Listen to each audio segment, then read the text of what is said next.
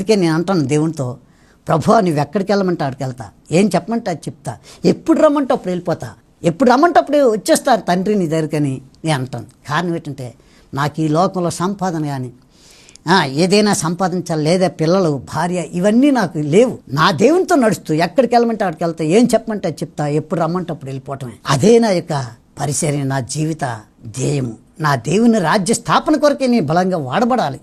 అంతేగాని ఇది అది ఆశలు లేవు. దేవుని చేత వాడబడి అనేక ఆత్మల రక్షణలో నడిపించడమే నా యొక్క దర్శనము కలిగి ఉన్నాను. కాబట్టి దేవునికి బిడ్డలారా, మన దేవుడు ఆపదలు ఆదుకునే దేవుడు. యోసేపుకి ఎన్నో ఆపదలు వచ్చాయి, అన్ని ఆపదలన్నీ కాపాడి ఆయన ఆపదలు ఆదుకొని ఆయన ఒక గొప్ప వ్యక్తిగా, ఐగుప్తులో అనాథ పిల్లగా వెళ్ళినటువంటి అనాథ కుమారుడుగా ఉన్న వ్యక్తిని ఆ దేశానికి ప్రధానమంత్రిగా చేశాడు. నిషేధించబడిన రాయి మూలక తలరాయి కనుక నిన్ను నన్ను కూడా ఆ స్థితికి తీసుకెళ్తాడు. ఆ స్థితికి వెళ్ళాలంటే నీవు దేవునితో నడవాలి.